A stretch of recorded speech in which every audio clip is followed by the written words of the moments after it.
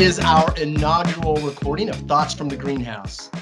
This is where we will give tips and advice to pharma marketers, real-time advice, behind-the-scenes advice from agency leaders.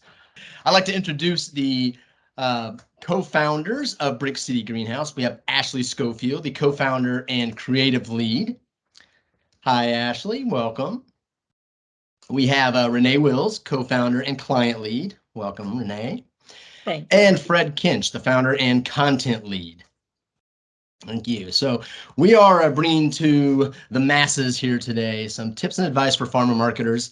It's 2023, the beginning of it, and we hear all of the rumblings of a potential recession. We hear sensitivities around budgets and money from a macro and micro perspective. So one of the major questions we get and concerns we have around with our clients is budget. How do they maximize their budget, especially when they're working with an agency? And so that's one of the first topics we feel is very relevant here in January of 2023. And so, team, let's open it up. I mean, you have amazing experience in this world, worked with hundreds of clients. What are ways that pharma and biotech clients can maximize their budgets when working with their agencies? There's actually a bunch of ways. I don't know, maybe we start with like communication, setting clear expectations and sharing those expectations with your agency partner. Like, I guess one of the fundamentals of like the agency relationship, and I don't know, Ash and Fred, if you look at it this way, but like is trust. Mm-hmm. And this idea that you're really looking in this, this idea of true partnership is like perhaps overused, but you really want to partner, you really want trust, and you really want great communication. And great communication has like so many tentacles, like thinking about like just setting clear expectations, sharing information. Because if you want, you're moving so quickly inside at your company and things change. And, if you talk to your agency once a week, a lot has changed, potentially within that week, and having an open dialogue with your agency. So they're kind of like right with you guys. They know how your business is doing. They know what your boss is looking for. They know what your big presentation is. Like, that's the kind of relationship. I don't know, when I think of like some of my past relationships with clients, those are the best relationships, and they really work. And there's all kinds of efficiencies and synergies that come from that.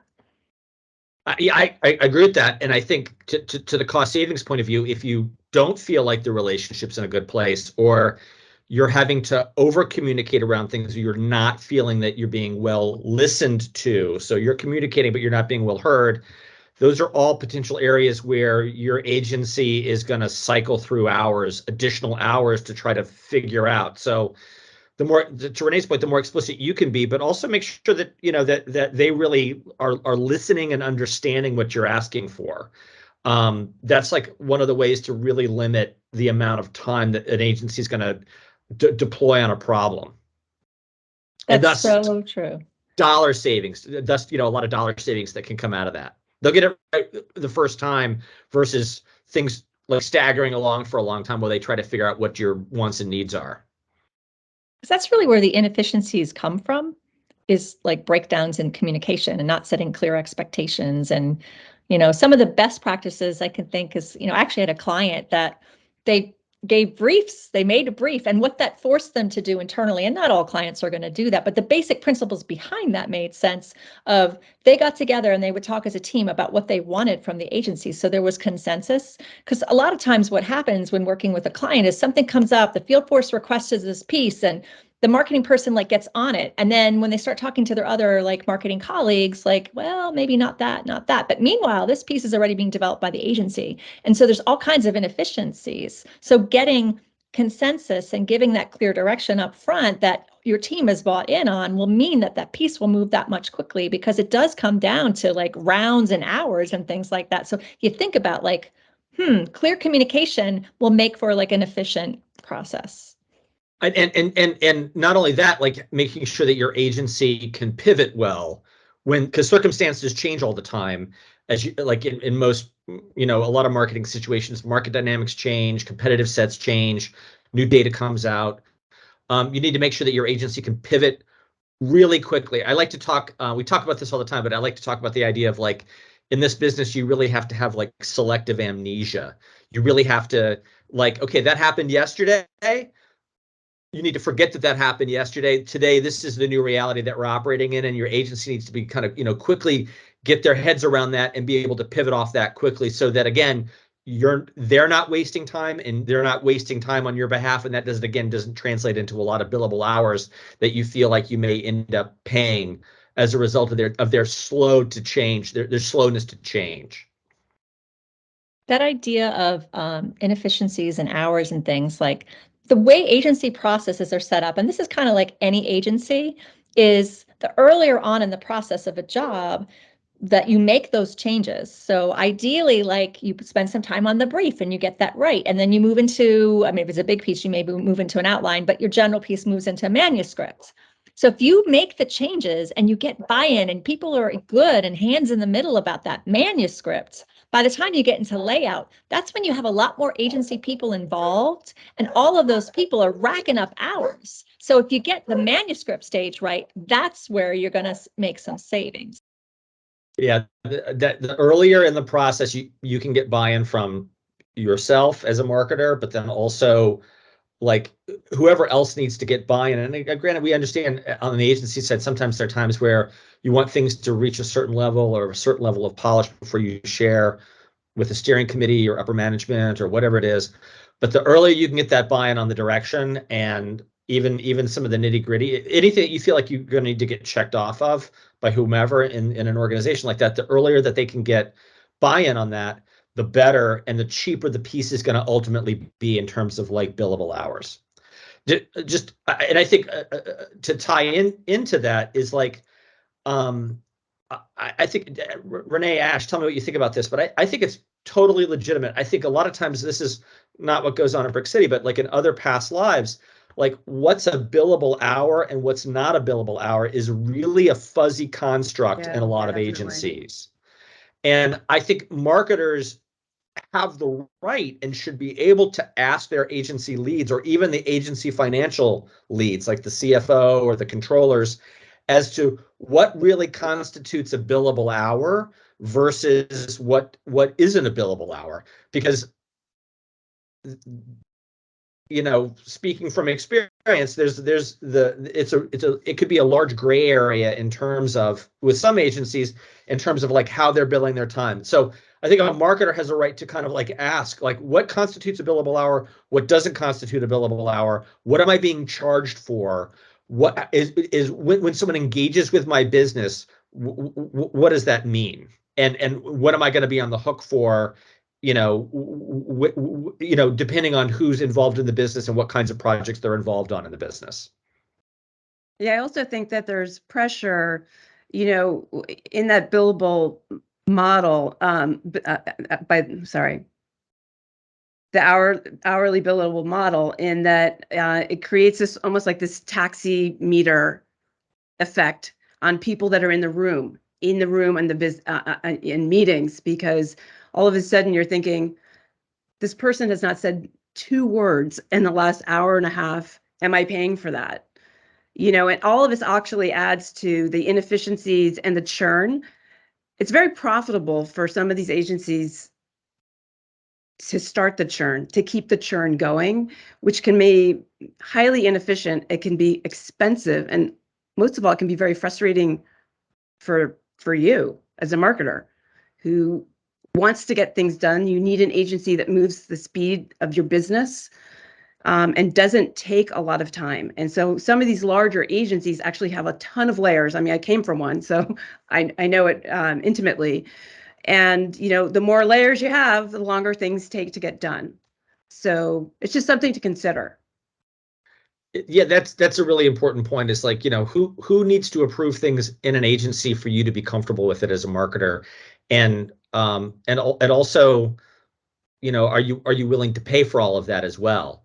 You may not feel that the creative director at the agency needs to see anything, and I think it's totally okay for a marketer to ask those questions of their agency to figure out, like, how many people are touching the projects that I'm working on. Is it really, are all those people really justified on the fee? Do I really need that as a marketer to get the value that I need and achieve my goals with my organization in the marketplace.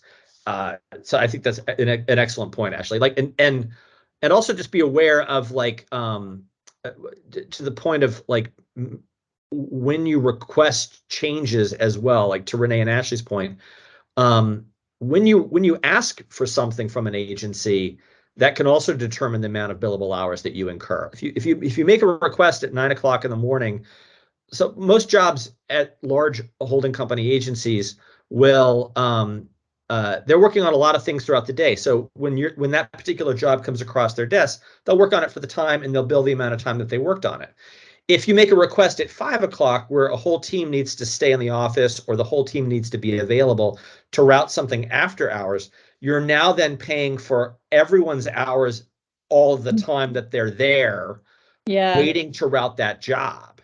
So whereas it might have been just the copywriter billing one job while everyone else is working on other things during the day, at night, it can be a really, and you could be paying out of pockets for meals, and you could be paying out of pockets for car services to get people home if they're living in the city, or they're working in the city. So that kind of stuff can add up really, really quickly in terms of the cost of a job for you. What are your thoughts, Renee, Ashley? What are your thoughts about like, what if an agency makes a mistake? Like we've heard this before from marketers. I'll give you the scenario. We've heard this before from a marketer on the West Coast. She said with her other agency, they didn't like something and there was some mistakes in something, and then they had to spend a lot of money to fix those mistakes with the agency. Should clients be on the hook for inefficiencies or for mistakes that an agency makes? You know, if you have the right partnership in place, that partnership will mean that like that they'll everybody takes on the ownership of what's their responsibility. And so if the agency is truly at fault, the agency should make it up. That's what a good partner would do in good faith for that partnership.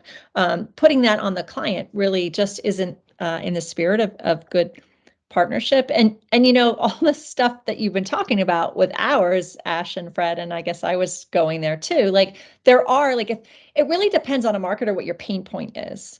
So if that hourly conversation is something that's grating and isn't suited for you, there's multiple agencies out there that are using different models where they charge a more flat rate kind of thing. So it's not like you have to, and still you can compare value, and your procurement department can compare the value because the ultimate price is very transparent. But you know, so there are agencies that have recognized that this is a pain point that marketers experience and are trying to do something about it. You know, so I think that's really important, because that whole transactional side, like we're talking about dollars and how do you save money with your agency, but on the other hand, you don't want it all to be a transaction. Like working with your agency should be like, I don't know, like it's that surprising delight we always talk about, Ash and Fred. Like it should be one of the better parts of your day. I mean, I used to be a marketer myself, and like that was like kind of a ruler of success. Like, do I really enjoy working with my agencies? Because they're not making widgets, you know, like they're making things that are important to your business. And if you feel in your gut that they're your partner and they're delivering value and you enjoy working with them, then you should treasure that relationship because you got a great agency.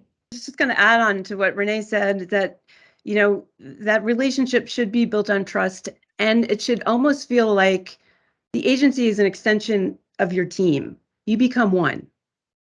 And that's just a beautiful place to be in terms of a working relationship where there's almost mind melding going on. You speak the same language. Your agency spends your money as if it was their own. They're very, you know, cautious and careful and trusting. And I think even to build on that, Ashley, like as from you and I are both from like the creative side of things, it's like we would rather know what the budget constraints that we're working under at the onset of a project rather than having something evolve over time and coming back later and trying to get more money. If we, from a creative point of view, if we understand what those budgetary constraints are at the upfront of a project, you know, that can really also help focus us and make sure that we're delivering things that are not going to be outside of your price point from a marketing point of view. That even starts like from an account perspective, like, you know, like we all are kind of talking from our voice, but from an account perspective, that even starts with like scoping the scope of work for the year, or any particular project. If instead of, because I've had marketers where it's like, well, tell me how much it's going to cost. But you know what? One of the better ways it's been more efficient is, what are you trying to accomplish and what is your budget? And then together we're going to come up with a solution that fits your budget. And that's getting the most out of your dollars. And then it goes all the way through, like when we're concepting and we're delivering concepts, like if we know that you're not going to do this big photo shoot, right, Ash? Like then we're going to make sure we differently. Yeah, we'll think about it differently, which reminded me of a quote, and I don't know who said it, but I always loved it, which is the definition of creativity was finding possibilities within constraints. We just need to know the size of the canvas and we'll work with it. You know, constraints can free thinking. Believe it or not, it can have the opposite effect that we think constraint means. Constraints are actually good. And, you know, in the pharma world, it's a world of constraints, you know, for a lot of people. But I think that quote applies not only to creativity, but also the way we build our scopes, the way we build our briefs, and having that information and making those constraints clear, so we know, again, the canvas that we're working with. It's all good. I think that all goes back, Renee, to the initial points, right? Communications. You know, great relationships and communications can bring all this together, and you're upfront in the beginning. You know what type of billing model you have, how often and frequently you're checking in. It's like that's an umbrella need for efficient budget. You're investing in the relationship. That investment will yield return as far as the value you get from your agency dollars. Feels like we touched on a few different billing models in that conversation, right? So they're just, you know, maybe some marketers are familiar with all these models, some aren't, but we're talking about the hourly model, talking about sort of a retainer relationship, right? And then there's also project fees. And so there's really kind of three basic models that a marketer can choose from with their own comfort level, right? And they have to pick the one that suits them and their needs. It's, you know, not every agency is right for every brand, every marketer, like, and that's the beauty of it. There's a lot of agencies out there. Like, you got to say what's important to you, and then really evaluate that relationship to say, is that relationship serving me well? Whether you're in an existing relationship or whether you're vetting a new relationship, it's like, what's important to me? What do I need? What are the pain points? What is the agency that's going to like minimize those pain points and get the most value? And value is dollars, but value is great work. Value is a great relationship that's a pleasure to work with. And taking all that into account will yield you that relationship that you want and that work that you want, that will drive your sales and maybe win a few awards along the way. Although driving sales really is what, I guess that's rubber meets the road. The icing is sort of if the work is something that you're super proud of and you want to hang on your wall in your office. Right.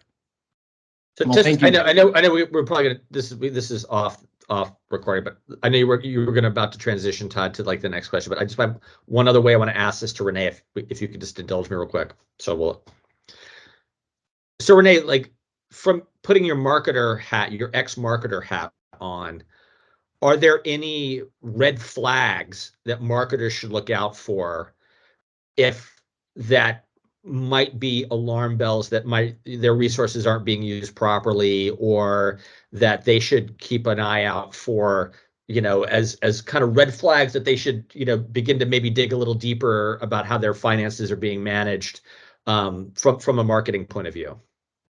Well, there's multiple points. I mean, there's the catch it at the end. You know, one of the hateful things is when you're sitting there and you're going through a monthly reconciliation and your agency partner's like, we ran over. You know what? Your agency, you should set the expectation up front that, like, if they're going to run over, they're going to tell you like when things are happening and why, because if it's a decision that you're making as a marketer, then like you have the power in your own destiny versus later being told, well, here's your bill. So if things are running over, that's like a huge, you know, red flag, because it doesn't have to be that way. A great relationship can catch that in the moment, and you decide together whether it's worth that initial invest or that additional investment. Another thing is Well, just in general, setting clear expectations, and if your expectations aren't being met, and those are like all kinds of expectations. It's like, do you see the team that you expect to be on your business, or do you get a bunch of juniors, kind of like, or who you end up working with? Like, you should have an expectation of how often the senior folks are brought in, like what is their role, and you should see them. Like, it's really establishing clear expectations on both sides and living into that expectation. It's that trust.